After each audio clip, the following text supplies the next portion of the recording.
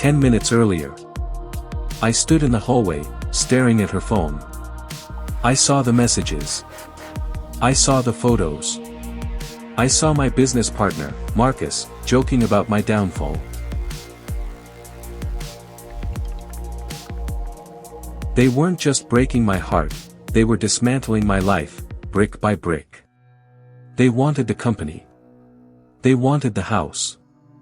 They wanted me in the gutter.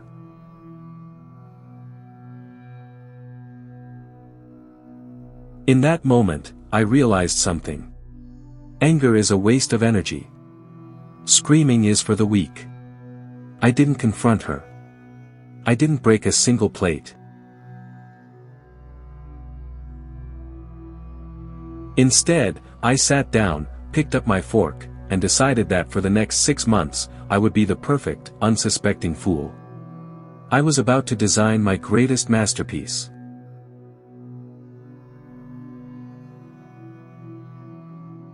My name is Elias. I am an architect.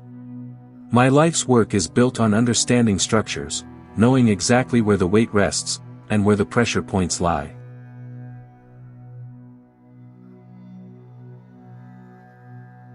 If you remove the right pillar, the most beautiful cathedral in the world becomes a pile of dust in seconds. Marcus and I started Vanguard Designs 15 years ago.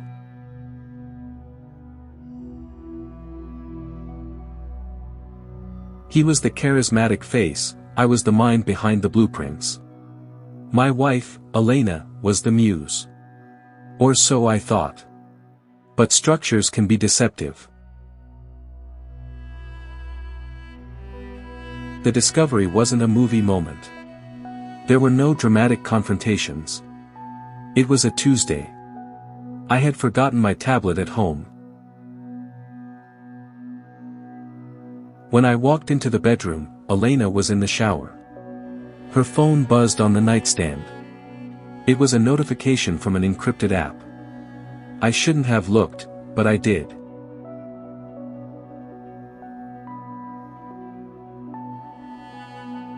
The message was clear. The lawyer said the transfer paperwork for the holding company was ready. I wouldn't even know the signatures were forged until the locks were changed.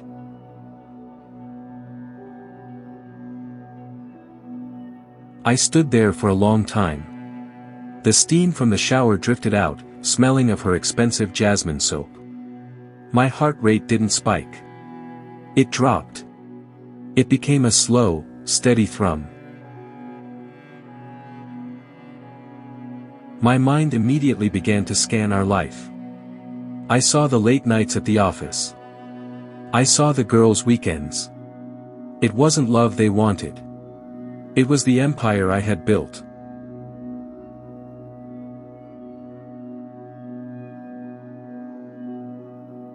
Elena walked out, wrapped in a towel. "Elias? You're home early," she said. I looked her directly in the eyes. I didn't see my wife. I saw a structural flaw.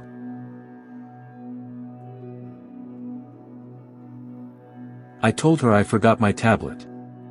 I told her she looked beautiful.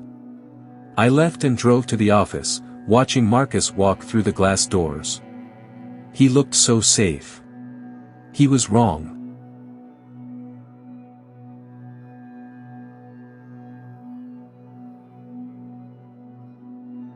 The second month was about psychological dominance. I didn't pull away. I didn't act cold. If anything, I became more attentive. I bought her flowers. I kissed her every morning. I needed them to feel safe. I needed them to think I was a soft target.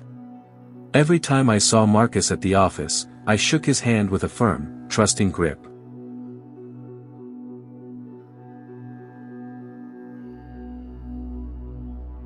But while I was playing the fool, I was installing the eyes. I mirrored Elena's phone and tapped Marcus's office computer. Every secret they had was now mine.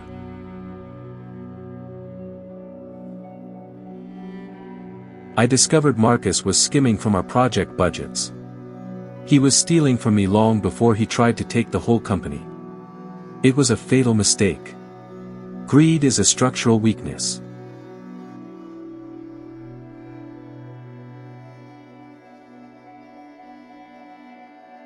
By month 3, I started the pivot. I told Marcus I was feeling burnt out. I told him I wanted to step back and let him handle the major financial signatures.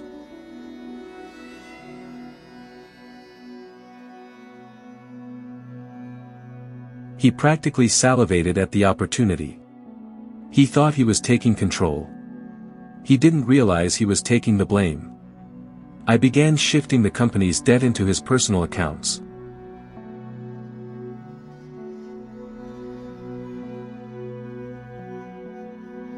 I created a series of shell companies in Singapore. To the world, they looked like new developments. In reality, they were black holes for Vanguard's remaining cash. Every night, I would sit in the guest room and watch the numbers move. 10,000. 50,000. 1,000,000. It was a digital exodus. My wealth was leaving, and their debt was growing. Elena started asking about our anniversary. 10 years. She wanted a big party. I told her it would be a night she would never forget. I wasn't lying.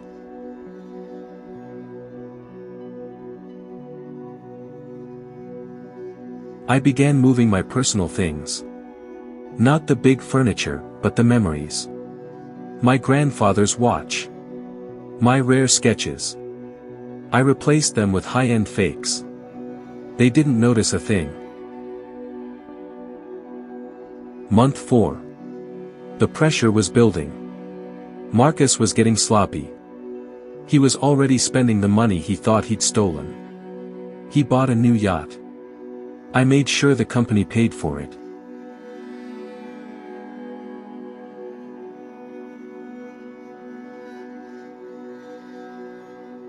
I had also gathered evidence of Marcus's illegal kickbacks. I didn't send it to the police yet. I waited. Timing is everything in architecture. And in war.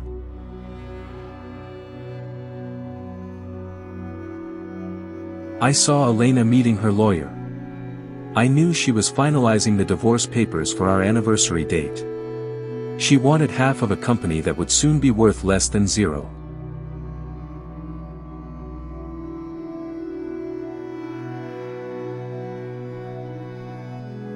Sometimes, at night, I would look at her while she slept.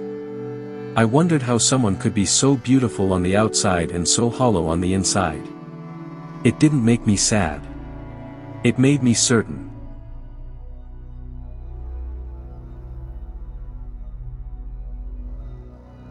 Month 5.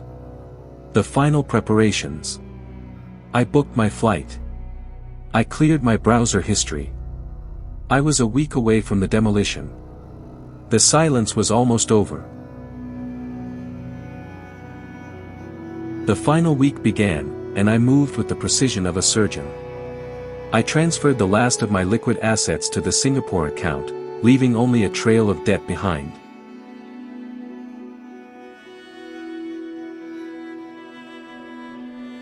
Marcus called me into his office, looking more arrogant than ever.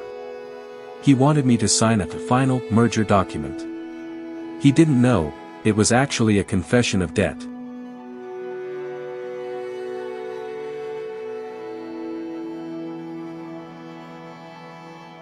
I signed it without looking. I even smiled.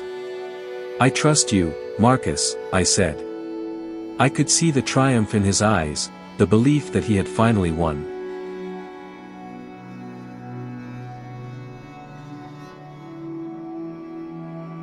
Elena spent the afternoon at a spa, preparing for our anniversary dinner. She thought she was preparing for her freedom. She was actually preparing for her funeral, financially speaking.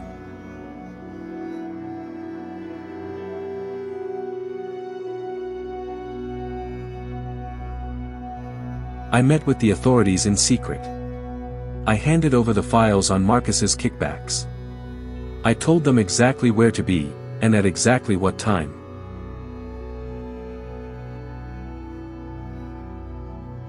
The night before the anniversary, the house felt heavy. Elena tried to be romantic, playing the role of the loving wife one last time. I felt nothing but a cold void.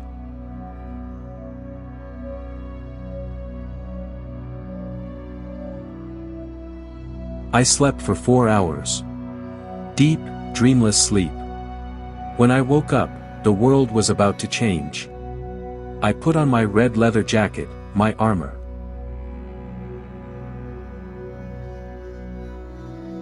I drove to the office early.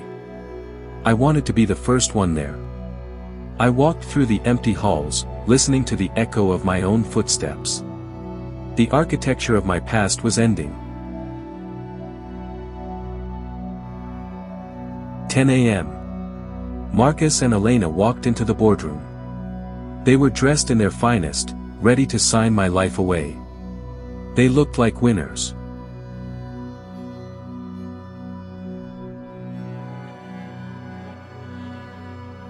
Marcus placed a stack of papers in front of me. "It's time, Elias," he said. "Sign these, and you can finally go on that long vacation you've been talking about."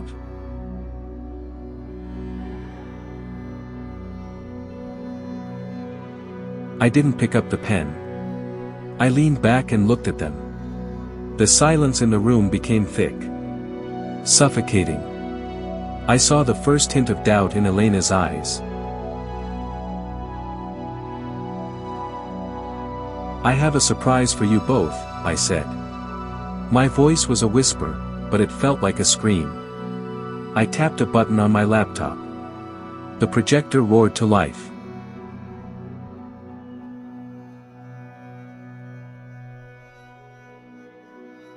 First, the bank records. Every penny Marcus had stolen. Every transfer Elena had approved. Their faces turned the color of ash. The structure was beginning to crumble. Then, the recordings.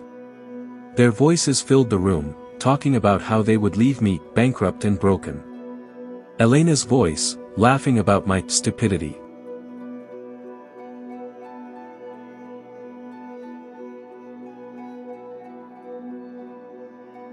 Marcus tried to stand up. "This is a lie. You're insane," he shouted. I just looked at him. I didn't have to say a word. The door behind him opened. The officers didn't hesitate. They moved toward Marcus with the cold efficiency of the law.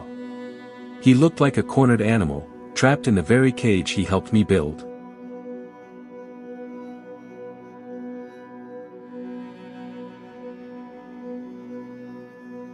Elena was trembling.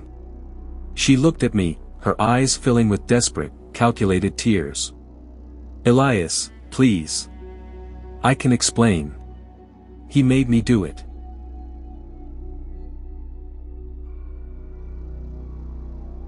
I didn't answer. I didn't feel anger, or pity. I just watched her. She was a beautiful building, built on a foundation of lies. And today, the ground had finally given way.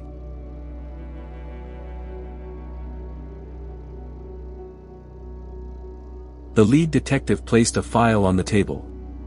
"Mr. Thorne, you're under arrest for embezzlement and corporate espionage." Marcus's face went white.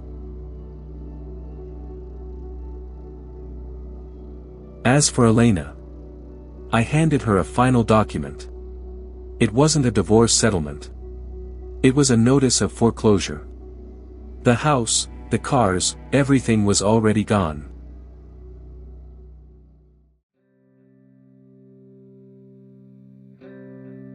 I had shifted the personal guarantees to her name while she was busy dreaming of my downfall. She was now responsible for $40 million in debt. She had nothing.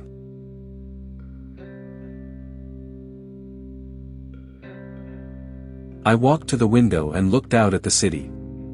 6 months of acting, 6 months of silence. It was finally over. The air felt thin and cold. I didn't stay to watch them take Marcus away. I didn't stay to hear Elena beg. I walked out of the boardroom, my footsteps echoing in the silence of the hallway.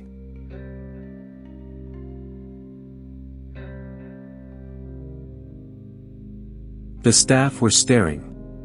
They knew something had happened, but they didn't know what. I didn't look at them. I was already a ghost in my own building.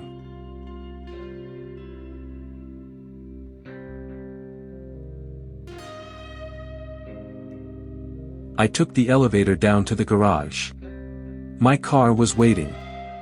I had a bag in the trunk, and a ticket in my pocket. I was leaving the ruins behind.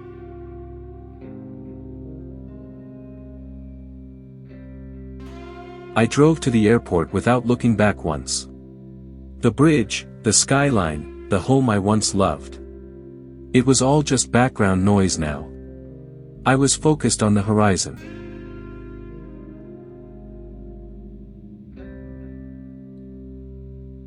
I checked my phone one last time before boarding. A text from Elena, "Where are you? Please, they're taking everything. I love you, Elias." I didn't feel a thing.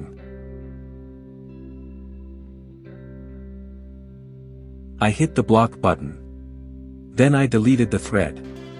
Then I turned the phone off. The silence was absolute. And it was beautiful. The plane took off at exactly 2 p.m. I watched the city shrink beneath me until it looked like a child's toy. Fragile. Breakable. Irrelevant. I leaned back and closed my eyes. For the first time in 6 months. I didn't have to plan. I didn't have to pretend. I just had to be.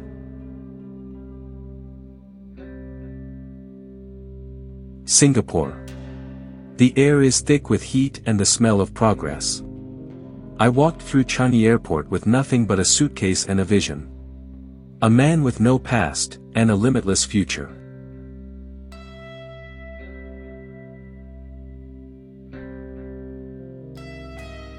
I checked into a penthouse overlooking the Marina Bay. The city lights were a tapestry of neon and steel. This was the foundation of my new life. Built on the ruins of the old one. I spent the first month in total anonymity. No business meetings. No social calls. Just me, and the quiet hum of my new reality. I needed to let the dust settle back home.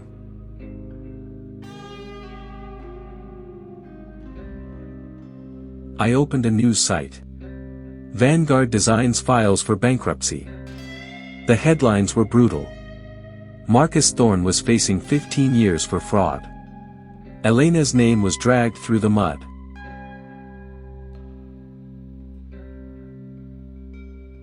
They tried to find me. Lawyers, creditors, former friends. But I had covered my tracks with the same precision I used to design skyscrapers. I didn't exist anymore.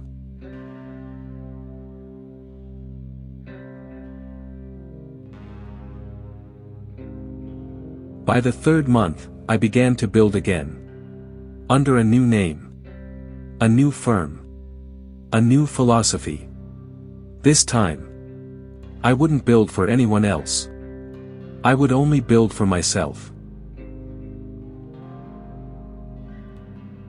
I hired the best talent in Asia. I didn't look for partners. I looked for tools. People who were brilliant, but understood the value of absolute loyalty.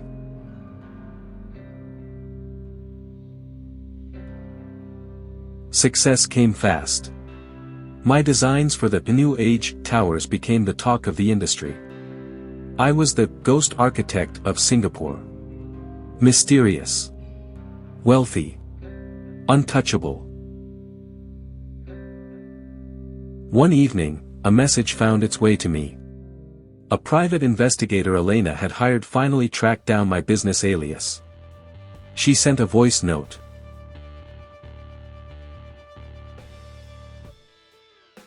I listened. Her voice was broken. She was living in a small studio apartment, working 2 jobs to pay off the debt. She begged for a second chance.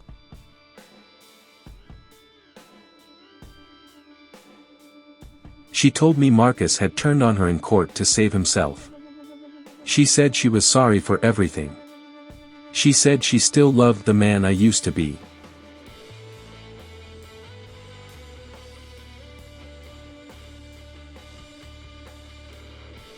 I didn't feel a flicker of emotion. I didn't feel triumph. I just felt finished. The project was complete. The structure of our relationship had been demolished.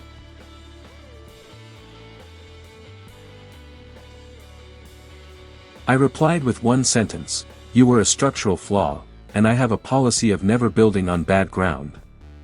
Then, I blocked the investigator too.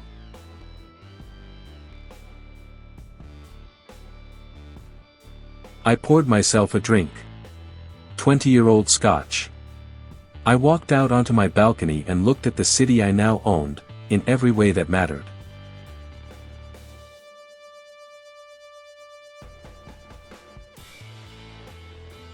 They thought they could break me. They thought they could steal my life. But an architect doesn't fear a collapse. He only fears a lack of vision.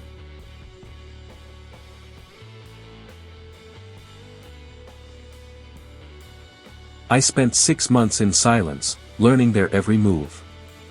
I spent 6 months acting like a fool, so I could live the rest of my life as a king.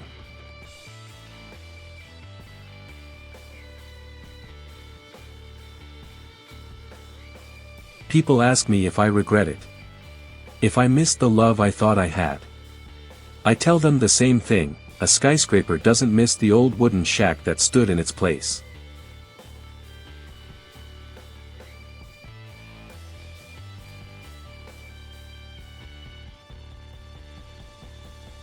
The past is just a blueprint for the future. And my future is built on something much stronger than love, or trust. It's built on control.